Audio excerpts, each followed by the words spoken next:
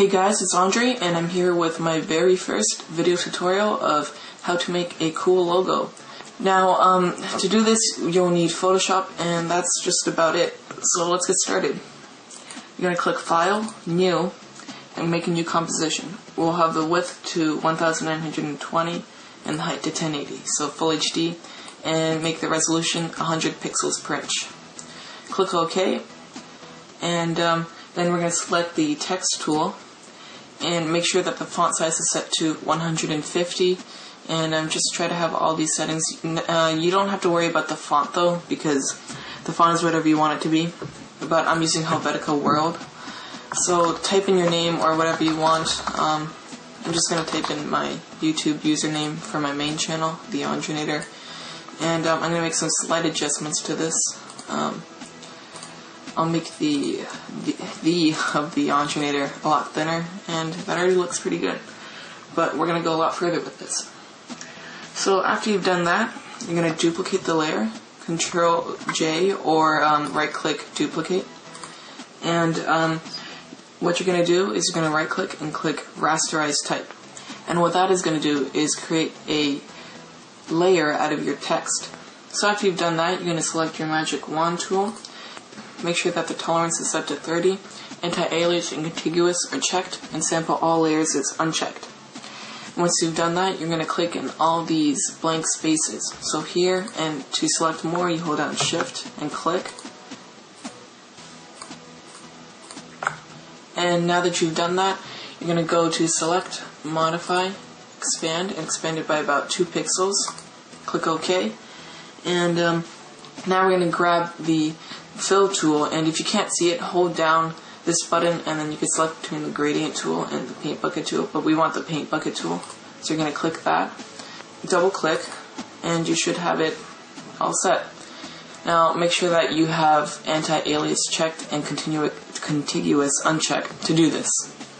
So you're going to click away now, and you're going to duplicate the layer twice.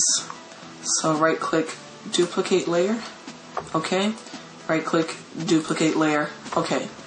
Now what we're going to do to this top layer is we're going to go to Image, Adjustments, Hue and Saturation, and set the lightness to around 40.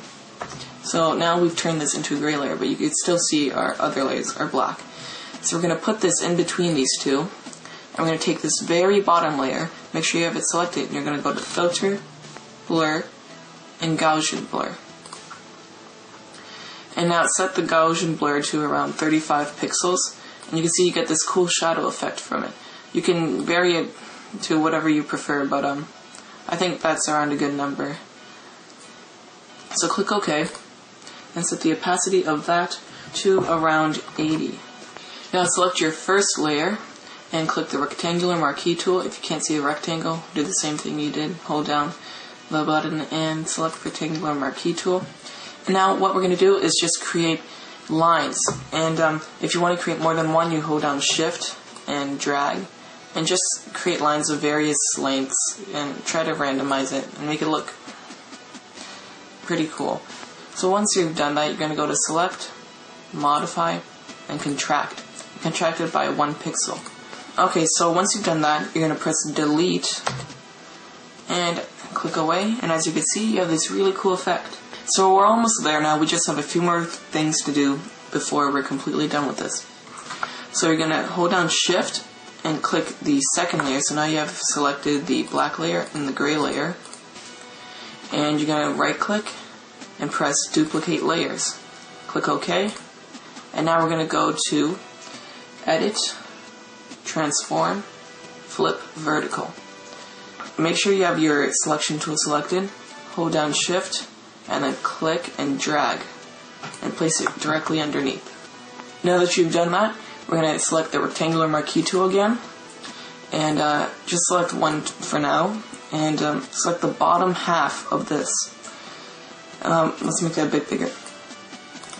Now you're going to right click and press Feather, and feather it by around 30 pixels. Click OK, and now press the Delete key, and select your second layer and press Delete to that also. And now we have this cool reflection, but it looks a bit too noticeable, so we're going to set the opacity down to around 30 for both layers. Now the logo is basically done, but if you want to have a cool looking background, what you do is select your background layer, hold down the paint bucket tool and select gradient tool, and now select your colors. Now we want to have a white color, well at least a bit off-white, and make sure your second color is set to around light gray. Now with your gradient tool selected, hold down shift, click, and drag down. And now you have this cool gradient effect. And that's pretty much it. So thanks for watching, and make sure to comment, rate, and subscribe. Also, if you have any other suggestions for videos I should make, please leave a comment or send me a message. Thanks.